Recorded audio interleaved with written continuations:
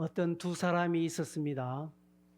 이 두 사람이 고등학교 3학년이 딱 되니까 한 친구는, A라는 친구는 고3임에도 불구하고 교회를 열심히 다니고 또 학생의 활동도 잘 했습니다. B라는 친구는 고3이 딱 되자 교회를 나오지 않습니다. 고3이니까 이제 공부해야 된다고 하면서 교회를 나가지 않고 자기는 1년간 열심히 공부해서 대학 가고, 대학 가서 1년간 자기가 섬기지 못한 것을 대학 가서 2배로 하겠다. 만약에 고3인데 공부를 제대로 안 해서 대학 떨어지면 하나님께 어떤 영광이 되겠느냐. 그래서 자기는 고3에는 일절 교회 가지 않고 열심히 공부해서 대학 가서 하나님께 영광을 돌리겠다고 했습니다. 다행히 두 사람 모두가 대학을 진학했습니다. 그런데 앞선 A라는 사람은 대학 가고도 계속 신앙생활을 잘 했습니다. 나름 신앙 안에서 쭉 생활하다가 훗날 목사가 되었습니다. B는 대학은 아주 또 좋은 대학에 갔습니다. 아주 좋은 대학에 가서 대학을 진학해서 이제 대학 가서 고3 때 하지 못했던 충성, 열심을 하리라 생각했건만 그러나 대학 가서 그냥 세상으로 나갔습니다. 결국 그렇게 살다가 결혼도 불신결혼을 했습니다. 그렇게 세상에서 나름대로 잘나고 성공했습니다. 그러나 전혀 교회를 다니하고 신앙을 부인했습니다. 부인하고 나지막히 50줄에 가까이 가서 그제서야 정신 차리고 교회를 다시 나오게 되었습니다. 이 두 사람 중 누가 하나님께 영광을 돌린 사람으로 보입니까? A입니까? B입니까? 그래, A라는 사람이죠. 앞서 먼저죠. A라는 사람입니다. 확 이렇다라고 끝까지 말은 할 수 없으나 그러나 A가 하나님께 영광 돌리는 삶을 살았습니다. 맞습니다. 여기서 말하는 A는 저를 말하는 것이고 B는 제 친구를 말하는 것입니다. 여러분, 하나님은 성도들을 영광스럽게 하십니다. 하나님은 성도들을 영화롭게 해주신다고 했습니다. 잠언 4장 8절에 보면 그를 품으면 그가 너를 뭐 하겠다고요? 영화롭게 하리라고 했습니다. 역대하 1장 12절 보시면 하나님이 이렇게 말합니다. 내가 네게 지혜와 지식을 주고 부와 재물과 영광도 주리니, 영광을 준다라고 말합니다.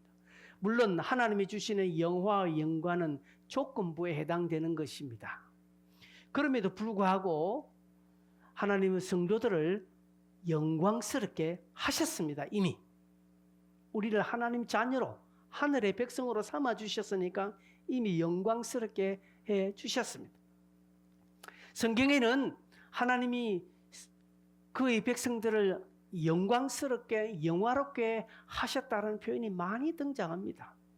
이런 구절들을 볼 때 영광스럽게 했다, 영화롭게 했다라는 것을 우리는 좀 세상에서 높아지고 일이 형통해지고 남들이 막 부러워하고 뭔가 잘 되어진 상태로만 우리는 생각을 합니다.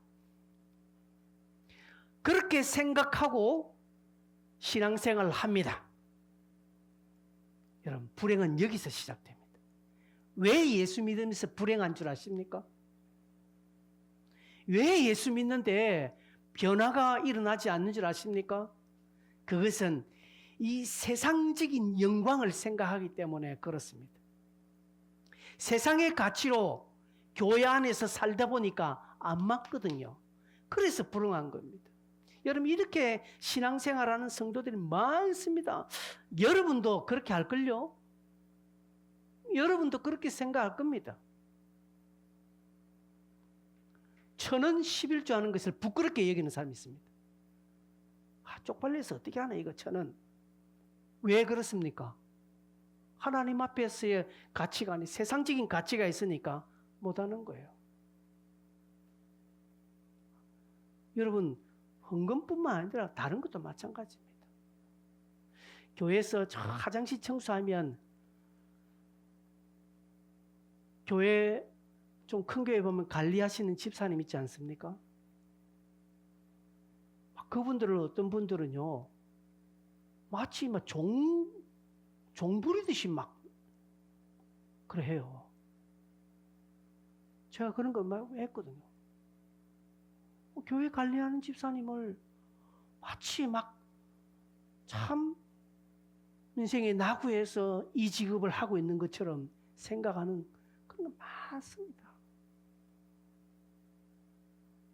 그렇지 않습니다, 여러분. 어떤 근사님, 제가 아는 근사님은요 그런 것으로 다 교회 와서도 등급을 매깁니다. 저 사람 대학도 안 나오고 막 그렇게 합니다. 제가 막 구체적으로 말 못해. 학력으로 저 사람 어떤 일 하는, 저 사람 하는 일이 뭔지 아나? 저 사람 그런 일 한다. 그런 일 하는 게 어땠어요? 근데 그분은요 예수를 믿는다는 오래 믿는 근사님이에요. 자기는 남편 잘 만나가지고 떵떵거려 살지 자기도 남편 못 만났으면 그렇게 살까? 그런 분이요 사람을 교회 와서 학력으로 여깁니다. 아유 우리 목사님 대학도 안 좋은데 나오고 뭐 그렇게 합니다. 생긴 거 봐라 하면서 사람을 외모로 또 취급으로 또 교회 사이즈가 적다고 막 교회를 막 비방하는. 아유 저 뭐 어떻게 했길래 저래 교회가. 저는 제가 그 근사님 알고 있거든요. 자기는 떵떵거리고 잘 살지만 그렇게 그래서 자기가 생각하는 기준을 딱 들면 인정하고 참 하나님 복 받았다. 막 좋은 대학 나왔고 직장도 잘 다니고 막 하니까 아이고 언니 복 받아 하나님 영광스러워. 그러면 아닌 사람은 그게 좋은 대학 못 나오고 좋은 직장 가지고 넥타이 매지 않고 늘 작업 입고 다니는 그 사람은 복 안 받은 겁니까? 자, 제가 알고 있는 그 근사님은 행복할까요? 결코 행복하지 않습니다. 그 집안을 들여다보면 행복하지 않습니다. 그 심령을 들여다보면 결코 행복하지 않습니다. 자기는 지옥을 겉모양은요 호텔 멋있게 막 돈도 쓰고 막 나하죠. 그러나 속은 문드러지는 거예요. 여러분 이런 사람 제법 있습니다. 교회 안에 모든 것을 외적으로 판단하는 사람 많습니다. 여러분 어떻습니까? 여러분 그렇게 생각 안 하십니까? 우리도 그렇게 생각해요. 그렇게 해야만 영광이 된다고 생각합니다.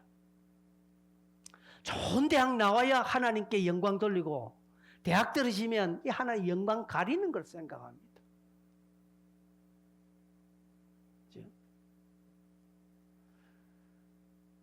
외국에서 유학까지 하고 국내에 들어와서 이게 일자리 없으니까 어떤 분이 구청에서 그 뭡니까 환경미화원 그거 하는 것에 막 단기적으로 자기가 지금 놀고 있으니까 놀면 뭐 하겠노 싶어서 구청에서 보는 계약직으로 환경미화원 청소하는데 응시했습니다. 그래서 그 일을 했습니다. 한 지는 얼마 안 돼, 몇 개월밖에 안 됐는데 근데 집안 식구들이 아휴 저놈 참 복도 없다 복도 없다 쪽팔려서 같이 못 이겠다. 저 유학까지 하고 놈인데 저런 남자 다 집안 식구들 예면하는 거. 과연 그럴까요? 여러분 그렇게 안 보십니까? 우리 그렇게 봅니다. 지금 전혀 다른 사람 이야기하는 게 아니라 사실 우리가 그렇게 하고 있다는 것이죠. 결론적으로 이런 생각은 전혀 성경적이지 않고 주님 생각과 다르고 하나님의 뜻과도 다릅니다. 우리 주님은 이 땅에서 낮은 자, 가난한 자, 세리와 창기들의 친구가 되고 그 제자들의 발을 닦아주고 그들의 눈물을 닦아주신 분입니다. 그런 예수를 우리는 믿는데, 그런 예수를 닮아가려고 하는데, 오늘 많은 성도들은요, 세상의 잣대로 영광을 딱 규정해서 교회 안에서 다 그렇게 봅니다. 다 그렇게 전부 다. 말은 안 해요. 말은 안 하지만 다 그렇게 보고 있습니다. 여러분도 그렇게 보고 있습니다. 여러분도 저를 그렇게 안 보고 있습니까?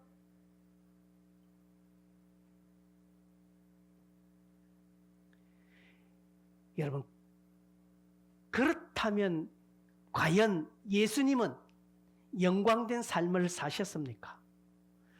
사도 바울은 영광된 삶을 살았습니까? 예수님은 그런 잣대로 보면 땅에서 완전히 실패자입니다.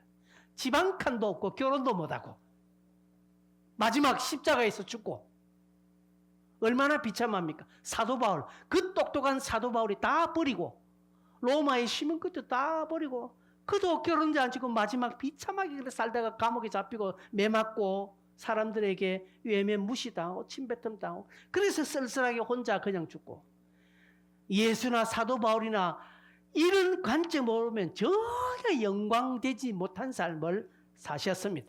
그들은 완전히 실패했습니다. 여러분, 우리는 이런 가치로 사물을 보아서는 안 됩니다. 세상을 보아서도 안 되고요, 사람 또한 그렇게 보면 안 됩니다.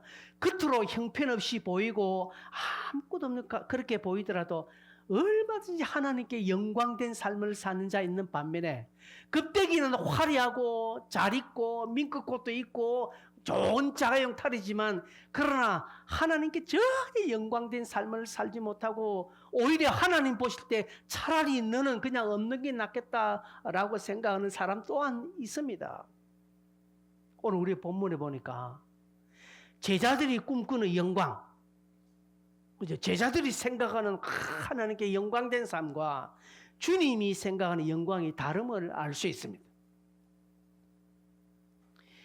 20절 21절에 보면 헬라인 몇 명이 명절에 올라왔다고 합니다. 그러면서 빌립에 가서 예수님 한번 좀 만나게 해달라고 이렇게 청탁을 합니다.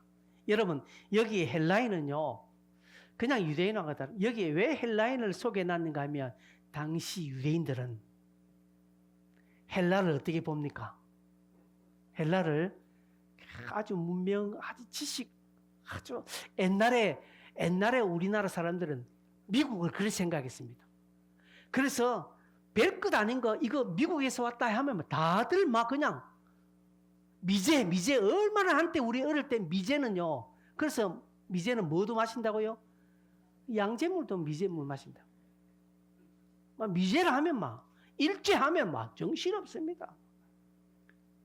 코끼리 밥솥 얼마나 한때는야 막 이것만. 근데 요즘은요 전 세계적으로 우리나라 쿠쿠 밥솥이 최고예요. 이제는 코끼리도 갔습니다. 이제는 여러분 뭐 미제, 요즘은요 막 국산을 살려고 합니다. 전에는 막 옛날, 요즘은 이거 중국 요즘은 국산이 더 비싸요. 우리나라 국력이 그만큼 올라갔다는 것이죠. 한때 우리나라도 미국 가면 와 하면 한번 미국 사람들 한번 보면 신기해 샀고 막 미국 사람하고 악수했으면 막 그때 좋아가지고 딱 그 분위기입니다. 유대인들이 헬라 사람 볼 때 그렇게 그리고 막 그래서 돈 있는 집안은 다 애들을 어디로 유학 보냅니까? 헬라 쪽으로, 그리스나 로마로 다 보내는 거예요. 당시의 문명, 당시 지식의 대표적인 사람들을 말합니다. 그래서 유대인들은 헬라 사람 보면 부러워합니다.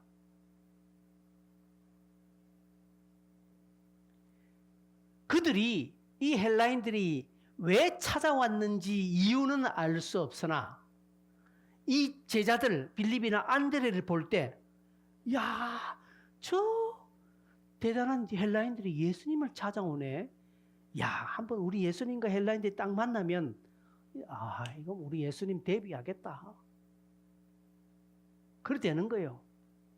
그래서 제자들은 예수, 여러분 누구 유명한 사람 여러분 찾아오면 여러분이 그걸 마다하겠습니까? 아마 이 제자들은 야, 예수님이 이참에 한번 헬라 쪽으로 한번 진출하면 어떻겠나 이런 생각. 그래서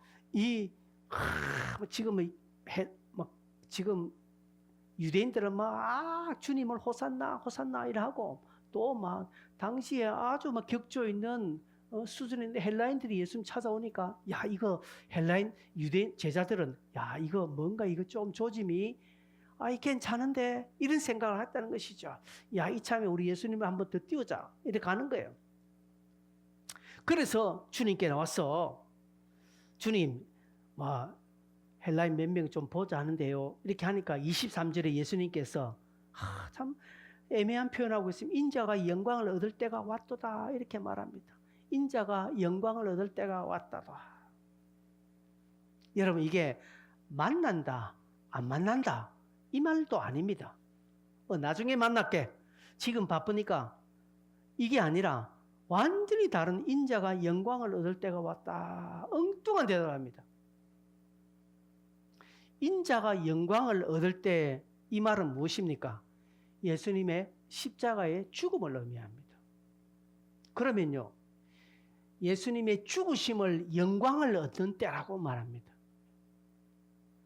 높아지는 영광이 아니라 죽음을 통해 나타난 영광을 지금 이야기합니다. 이 제자들, 예수님은 제자들을 딱 뚫어다보죠. 제자들은 이것들은 지금 어떤 영광을 꿈꿉니까? 세상적인 영광을, 땅의 영광을, 그죠? 조금 전에 설명한 우리 많은 사람들이 생각한 그런 영광을 꿈꾸는데 예수님은 그걸 들여다보고 야, 이놈들아, 내 영광은 그게 아니라 나는 죽어야 영광을 얻는다 이 말 안 하고 있습니다. 제자들은 지금 이것을 이해하지 못하고 있죠. 그죠? 그들은 높아지는 영광, 예수님을 왕으로, 이때 한번 예수님을 임금으로 쫙 세고 자신들도 한번 어깨 12제자들 옆에 한번 예수님의 딱 옆자리에 전부 쫙 앉아서 뭔가 한번 삐까뻔쩍하게 앞으로 이제 살아볼 때가 됐다. 이런 야망에 확 사로잡혀 있습니다. 주님은 십자가를 질 것으로 인하여 고통 가운데 있습니다. 28절에 보면 아버지여 아버지여 하면서 27절에 내 마음이 괴로우니 무슨 말 하리요 하면서 주님은 지금 괴로워하고 있습니다. 주님은 괴로워하고 있는 고통 가운데 있는데 제자들은 인간적인 욕심이 확 사로잡혀가요. 뭔가 이번 차에 우리도 한번 뜨자 이렇게 되는 거예요. 여러분 다시금 묻겠습니다. 여러분은 어떤 영광 구합니까? 하나님이 우리를 영광스럽게, 하나님을 우리 영화롭게 만들었다는데 이 영화가 어떤 영광이겠습니까? 크게 승리하고 우승하고 합격하고 승진하고 돈 많이 벌고 인정받고 잘되고 내가 원하는 대로 착착착착 이루어지고 높아지고 존경받고 이겁니까? 이 영광을 꿈꿉니까? 주님은 이런 영광과 전혀 관계없는 삶을 사셨습니다. 오히려 낮아지고 없어지는 것을 주님은 택하셨습니다. 그러면 주님이 말씀하시는 영광이 뭡니까? 주님이 말씀하시는 영광은 하나님의 것으로 아낌없이 사용되어지는 것을 말씀합니다. 적으세요. 하나님의 것으로 아낌없이 사용되어지는 것을 주님은 영광으로 이야기하고 있습니다. 하나님의 것으로 아낌없이 사용되어지는 것을 주님은 자신이 말하는 영광으로 이야기하고 있는 겁니다. 영광은요, 높아지는이 아니라 낮아지는 것입니다. 세상은 높아지는 것을 영광으로 말합니다. 그러나 주님은 그런 영광 말한 적이 없고 그런 영광을 본인이 취한 적도 없습니다. 그러면서 오히려 24절에 이런 표현합니다. 한 알의 밀이 땅에 떨어져 죽지 아니하면 한 알 그대로 있고 죽으면 많은 열매를 맺는다 하며 밀알의 비유를 합니다. 여러분 그렇죠? 씨앗이 땅에 떨어지죠. 이 씨앗이 땅에 떨어져서 썩어지고 그것에 이게 부패가 돼야 돼요. 그래서 그 안에 열량이 생겨서 씨앗이 생명이 일어나는 것처럼 밀알이 그렇다는 것이죠. 이 제자들의 헛된 망상을 치설합니다. 지적을 합니다. 미라는 썩어져야 한다. 썩지 않으면 열매를 맺지 못한다는 것. 이거는 제자들도 아는 지식입니다. 일반 농부라면 다 아는 것이죠. 여기에 미라는 주님 자신을 상징하고요. 그래서 내가 죽어야 더 큰 열매, 더 큰 영광이 일어난다라는 것을 말씀합니다. 그러면서 25절에 자기의 생명을 사랑하는 자는 잃어버릴 거요. 이 세상에서 자기의 생명을 미워하는 자는 영생하도록 보존되리라고 말합니다. 자기의 생명을 미워하고 버려야 한다라고 말합니다. 여러분, 여기에 생명이라는 표현을 뭐라고 해석하고 있는 건 저희 2절에 보면, 밑에 보면 주석에 보면 영혼으로 되어 있습니다. 즉 자기의 생명을 버려야 한다는 것은 자기 중심적인 사고를 버려야 한다는 것이죠. 자기 자아를 의미하는 것입니다. 자기 중심적인 사고를 버릴 때 그가 영광스럽게 되는 것입니다. 세상의 종교, 세상의 가르침과 정반대입니다. 세상은 멋지게 살고 그리고 잘되고 막 성공하고 막 이런 것이 영광이지만 주님은 죽어야 영광스럽다 하십니다. 왜 그렇습니까? 우리가 말하는 기독교는 죽음이 끝이 아니기 때문에 그렇습니다. 다른 종교는 죽음이 끝이에요. 세상은 죽음은 끝이라고 말합니다. 왜? 죽으면 끝이기야 그 뒤에 없잖아요. 그러니까 이 땅에 죽기 전에 잘 돼야 되는 것입니다. 그러나 우리는 죽음이 끝이 아니기 때문에. 여러분, 씨앗은 썩어야 죽어야 더 큰 열매로 일어나죠. 즉 부활한다는 것이죠. 성도는요 죽으면 부활합니다. 예수께서 죽으셨기 때문에 부활합니다. 죽으면 부활하는 이 원리, 이게 뭡니까? 실질로만 내가 막 약 먹고 자살을 죽으면 부활하냐, 그런 게 아니라 여러분, 내 감정을 그냥 죽이면요, 내가 유익한 것을 내가 죽이면, 내 자아를 죽이면, 내가 생각했던 헛된 꿈들, 헛된 세상적인 야망들을 내가 주 앞에서 죽이면 하나님이 새로운 것으로 부활시켜 주신다는 거예요. 절대로 하나님은 우리에게 빚지지 않습니다. 여러분, 하나님은 우리 것 그냥 먹고 공치고 입 닦는 분 아니십니다. 여러분, 이걸 철저하게 믿으시면 그 하나님 앞에 아낌없이 드리고 아낌없이 죽도록 놓아두는 것입니다. 그게 영광입니다. 여러분, 우리는 죽음이 끝이 아니란 이 말씀 뭡니까? 하나님 나라의 영원한 영광에 참여한다는 것을 의미합니다. 그러면서 이 영광의 길을 소개하고 있습니다. 26절에 보면 사람이 나를 섬기려면 나를 따르라고 말합니다. 주님을 따르라는 거예요. 그 영광의 길로 가는 것의 첫 번째는 주님의 길로 따르는 것입니다. 세상 헛된 영광을 따르지 말고요, 주님의 가르침을 따름으로 주님을 섬기라 하십니다. 섬김은 어떤 동작이 아닙니다. 행위가 아니라 섬김은 주님의 교훈을 따르고 말씀을 따라 사는 것이 섬김입니다. 효도한다는 게 뭡니까? 내가 늘 막 그냥 막 한 달에 돈 많이 벌어서 엄마 아버지에게 용돈을 막 100만 원씩 막 이게 효도입니까? 그런 효도 받아봤으면 좋겠습니다.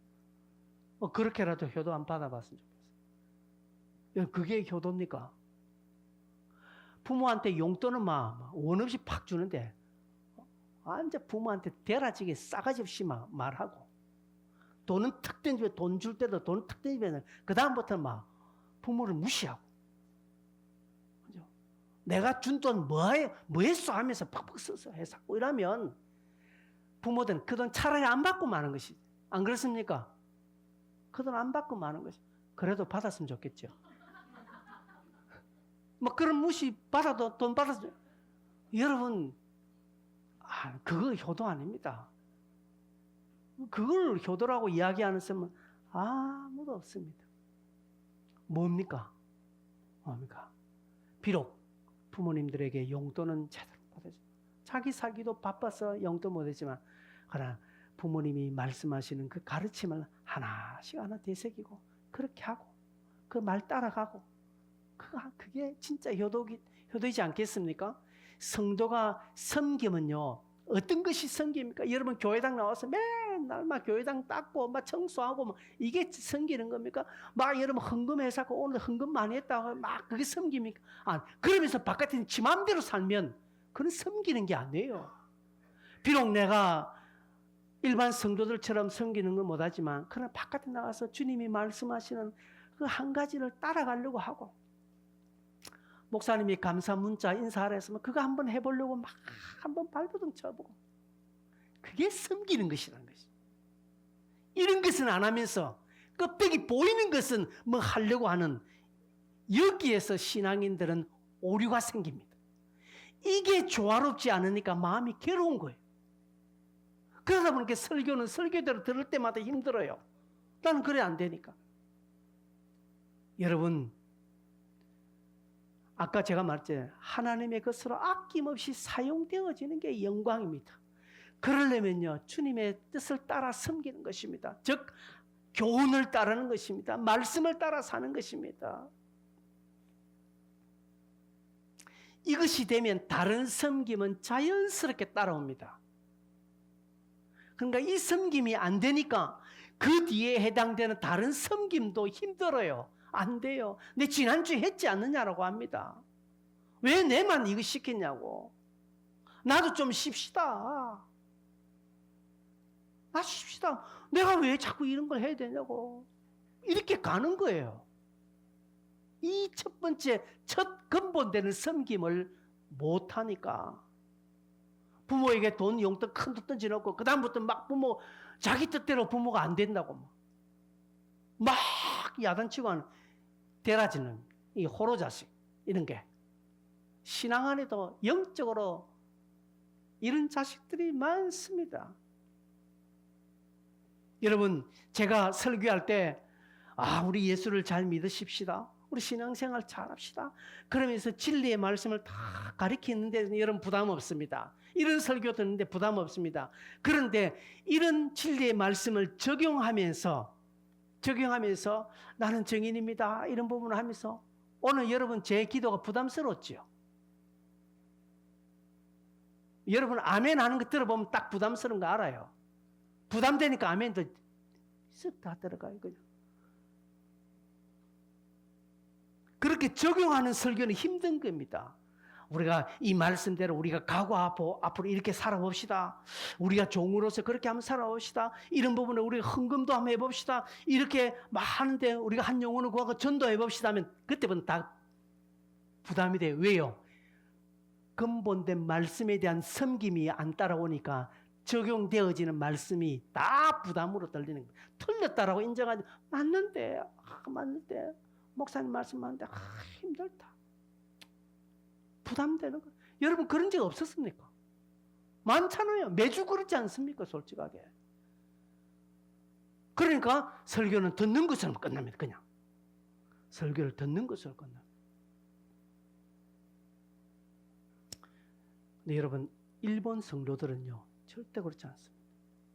제가 김기태 선교사님 들어보면 그래요. 일본의 성도들은 한 주 딱 설교 들으면요. 보면 설교가 한 주간에 성도들의 삶이 눈에 보인대요. 그렇게 살려고 발버둥 친대요. 오히려 설교한 김기태 선교 설교 본인이 부끄러운 거예요. 왜? 목사님 설교를 그렇게 하셨잖아요. 그럼 자기가 부담되는 거예요. 여러분 우리 그런 거예요.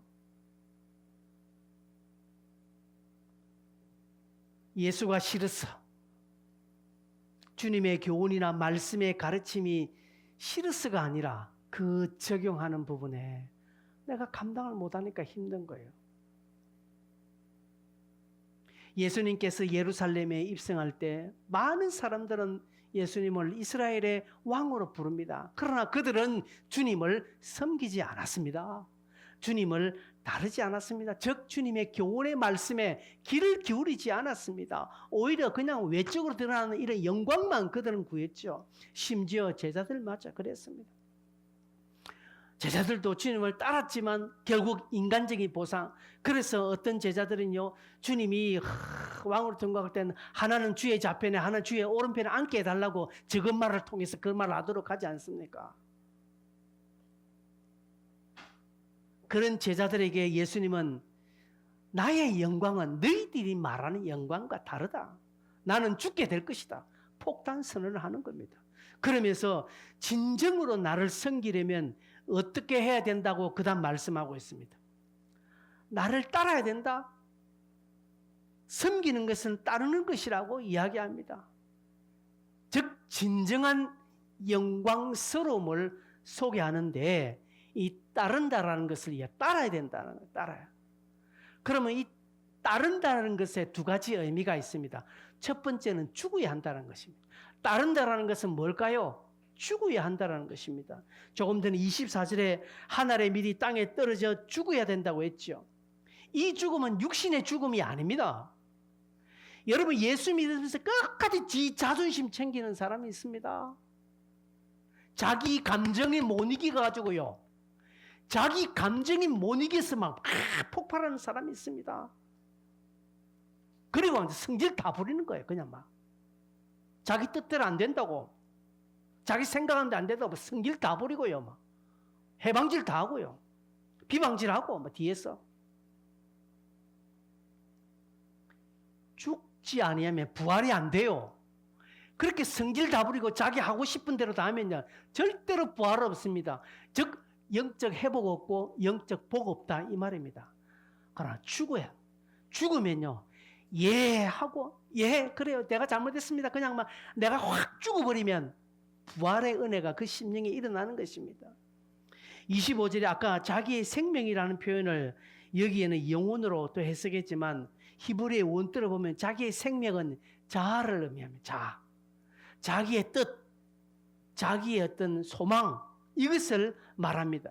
그래서 자기 생명을 사랑한다라는 것은 무슨 말일까요? 자기의 욕심, 자신의 자아, 자신의 소망, 자신의 어떤 감정을 사랑하는 것을 말씀합니다. 이것을 버려야 돼요. 이것을 죽여야 합니다. 이것을 미워하면, 즉 자기 자신을 부인하면 많은 열매를 맺는다는 것입니다. 지금 내가 억울하고 나는 아무 지금 잘못 없는데 막 억울하게 오해를 받고 성도들이 나를 오해하고 주변 사람도 나를 오해하고 막 나를 이상하게 보고 막 그래서 막 전화를 해서 따지고 싶고 그냥 한번 깽판 부리고 막 하지만 그러나 꼭 참고 자기 자신을 이 자신의 자아를 자기의 감정을 누르고 이것을 미워하고 죽이면 하나님이 위로해 주시는 보상이 클 건데 안 하는 거예요. 주님을 안 따른다 이 말입니다. 안 죽는다 이 말입니다. 안 죽으면요 결코 얻는 것 없습니다. 결국 지 그대로 남아 있습니다. 끝까지 가면 사람들 다 알아요. 마가복음 8장 34절에 보면 예수님께서 아무든지 나를 따라오려거든 자기를 부인하고 그죠? 자기 십자가를 지고 나를 따를 것이라고 말합니다. 나를 따라오려거든. 나를 따라오려거든 자기를 부인해야 돼요. 자기를 부인해야 돼요. 그리고 자기 십자가를 지고 나를 부인까지는 되는데 자기 십자가는 또 안 져요. 참 이상하죠. 자기는 부인은 돼요. 말까지는 참 그 다음부터는 이렇게 돼. 아까 제가 막 그 감정 막 이라고 막 울분나 그럼 죽이자 하면서 아이고 내가 죽어야지 죽죠. 그 다음에 또 뭐 합니까? 자기 집 안 합니다. 그래 내가 만다 할 거고 차 앞에 저끼리 잘해라 하면서 자기 감정을 확 죽이면서 막 누르면서 자기 십자가 날란다 나 차 앞에라 저끼리 알아서 하고 나도 조용히 있겠자 이렇게 자기 십자가 안 지는 거예요. 우리 성도들이 이래요. 자기는 해요. 막 죽여 막 자기 감정 죽여 차 앞에 나는 이제 그 다음부터 안 한다 하면서 너끼리 잘해봐라 하는 거예요. 그러니까 여러분 다 반쪽짜리 신앙하고요. 여러분 저도 마찬가지입니다. 저도 돌이켜보면 저도 반쪽짜리 신앙하고 있는 거예요. 지금 반쪽짜리 예수 믿고 있는 겁니다. 하려면 온전하게 주님을 섬기는 자리 끝까지 가야 되는데 아까 뭐라고 했습니까? 제가 하나님의 것으로 아낌없이 사용되어지는 그 자리까지 가야 되는데 아낌없이 사용되지 않습니다. 적당하게 사용되는 거예요. 미랄처럼 썩어져서 자신을 부정하고 자기의 감정을 미워하고 그러면서 주님을 따라가 보면요. 주의 영광이 그 사람이 일어나. 시간 지나면요. 오히려 그 사람이 영광스럽게 확 돼요. 아무개 참 그때 참 그랬는데 그 사람 끝까지 참고 끝까지 일 감당하더만 하나님이 저렇게 복 주시네. 그런 간증이 일어난다는 것이죠. 두 번째로 주님을 따른다는 것은요, 주님처럼 종이 된다는 것을 말합니다. 우리 예수님은 이 땅에 귀족으로 오시지 않았습니다. 예수님은 우리를 구원하기 위해서 말구유에 친히 종의 모습으로 오셨습니다. 주님은 이 땅에 자기는 섬기러 오지 않았다고 말합니다. 마가복음 10장 40절에 보면 그렇게 말씀하고 있습니다. 도리어 섬기라. 인자가 온 것은 섬김을 받으려 함이 아니라 도리어 다 같이 읽겠습니다. 시작. 인자가 온 것은 섬김을 받으려 함이 아니라 도리어 섬기려 하고 자기 목숨을 많은 사람의 대속물로 주려 함이니라. 그렇죠. 예수님은 한 번도 섬김을 받지 못한 것에 섭섭하게 말씀하신 적 없습니다. 야 이놈들아, 내가 너희들한테 해준 게 뭔데 너희는 왜 이렇게 안 되노? 그렇게 말씀하신 적 없습니다. 자신은 섬기는 자다. 결국은 많은 사람의 대속물로 자기의 목숨을 내던지겠다고 말합니다. 그래서요, 낮은 자들, 가난한 자들이 집에 가서 그들과 함께 하셨고 제자들의 발을 씻어 주셨습니다. 여러분, 이스라엘의 왕으로 그들이 선생님 이렇게 부른 그분이 자신들의 발을 씻는 것이 어울립니까? 지난주에 말씀했습니다. 겸손은요, 어울리지 않으면 선택하는 것이라고 했습니다. 어떻게 높은 사람이 아래 사람들의 발을 씻는 이게 어울립니까? 어울리지 않죠. 그럼에도 하는 것이 겸손한 것입니다. 영광스러운 것입니다. 주님은 그렇게 말씀을 이룸으로 영광스러움을 택하셨습니다. 우리 또한 이 영광을 취해야 합니다.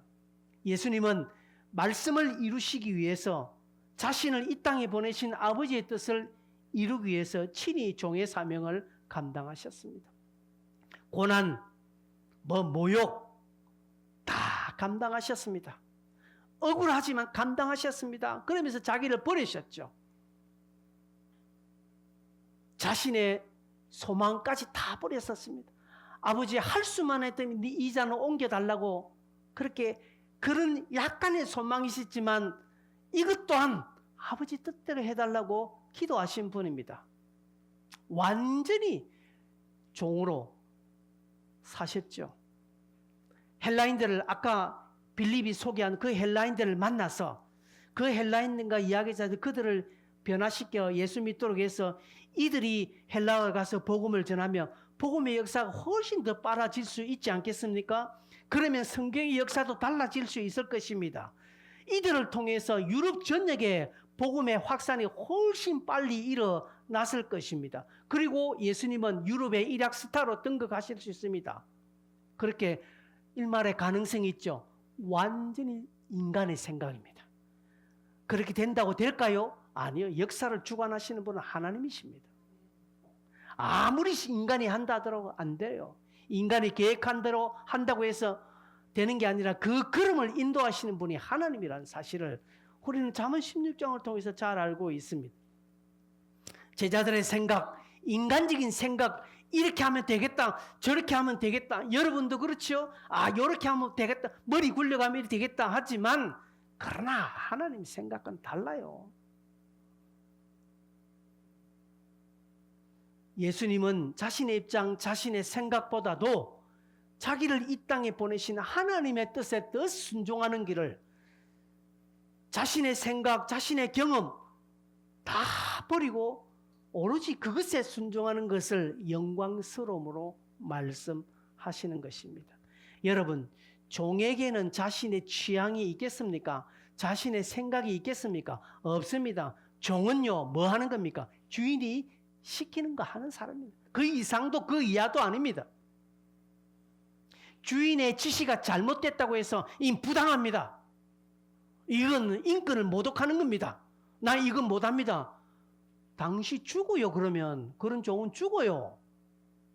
어디 종이 주인에게 되니 안 되니 이 소리 합니까? 아니요. 제가 군대에 있을 때도 그렇게 했습니다. 화목나무를 300그루 해오라는 거예요. 하루 300개 오래요. 겨울에 뗄까 말라 하목나무를. 그러면서 톱을 줍디다. 어떤 톱일까요? 예? 전기톱요. 아이고야, 아이고 근사님 무슨 전기톱요? 녹도 쓸고 이빨이 두 개 있고 한 서너 개 빠지고, 두 개 있고 서너 개 빠지고, 한 개 있고 몇 개 빠지고, 이 톱날이 이빨이 듬성듬성 빠져 톱질이 안 돼요. 그것 보고 300그루 해오라는 거예요. 여기에 그때 이까지 우리 300그루 못합니다 그랬거든요. 그거 앞장서서 말한 것은 진탕 터졌습니다. 오로지 터졌습니다. 군대가 그런 게 뭐 있나? 군대는 까라면 까야 돼. 밤에서 막 두드려 맞아. 그래서 완전히 톱 같지 않는 톱 가지고 300그루 하는 거예요. 가서. 그러니까 안 잘라지니까요. 나중에는 좀 날카로운 이 돌 같은 거 하나 가지고 막 찍어가지고 몇 번 찍어가지고 그 다음 그거 뭐 어그저그 하고. 그래가 300그루. 거기에 우리의 생각이 어디 있겠습니까? 우리 아이디 전기톱 같으면요 1시간에 다 끝나요. 그냥. 아이고 전기톱이 어디 있습니까? 그때 저 산에서 그거 한 거 어떻게 했는지 아십니까? 칡능쿨을 질질 끌어가지고 만들어가지고 그래 산 밑으로까지 끌고 내려와요. 또 고생도 참 개고생을 제가 강원도 화천에서 했습니다.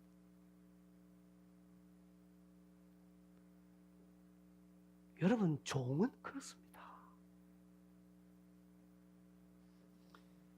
주인의 지시보다 큰 것이 없습니다. 종들에게는. 예수님은 지금 십자가를 지는 것이 하나님의 뜻을 이루는 유일한 길이고 이 사명보다 더 큰 것 없습니다. 이게 영광입니다. 여러분 무슨 영광을 구합니까? 물질의 복, 자녀가 잘 되고 형통하고 여러분의 감정이 잘 되고 교회만 나오면 내가 원하는 대로 다 되어주고 목사님도 내 말 잘 들어주고 막 교회 가면 내가 원하는 대로 다 되고 바로 자식 새끼도 잘 되고요. 이게 영광입니까? 예, 그런 영광을 많이 구해보세요. 아까 이야기했죠. 속은 문드러져 가는 겁니다. 하나님은 그 속에 부활의 복을 주시지 않기 때문에 그렇습니다. 이런 모든 것들을 여러분이 거부하십시오. 그리고 마지막 12장 36절에 빛을 믿으라 그리하면 빛의 아들이 되리라.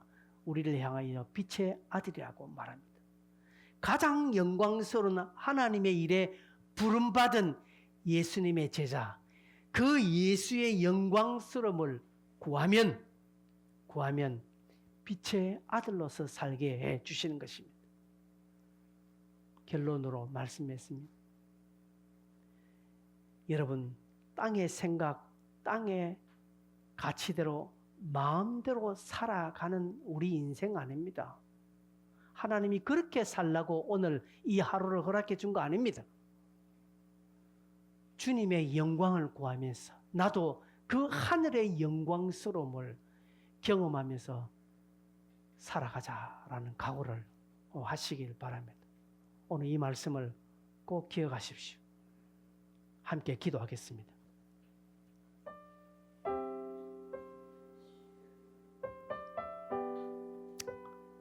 말씀을 제가 어떤 말씀했습니까? 하나님의 영광은요 아낌없이 하나님께서 사용되어지는 겁니다. 지우개를 보십시오. 지우개는 어떤 것들을 지우면서 자기가 닳아지지 않습니까? 그런 겁니다. 죽어야 합니다. 여러분 감정 죽이십시오. 감정을 죽이고 십자가 지십시오. 감정은 잘 죽이는데 그 다음은 안 합니다. 막 그 다음 열심히 하던 사람이 소극적으로 싹 들어갑니다. 속이 일 빠집니다. 너끼리 잘했는데 앞으로 난 안 할 거다. 그거는요 자기를 죽이는 거 아니에요. 여러분 죽이고 주님처럼 종으로 우리 또한 살 때 하늘의 영광이 일어나는 것입니다. 이 말씀을 기억하고 적용하면서 하늘의 영광을 구하는 우리가 되어지게 해달라고 기도하겠습니다. 주여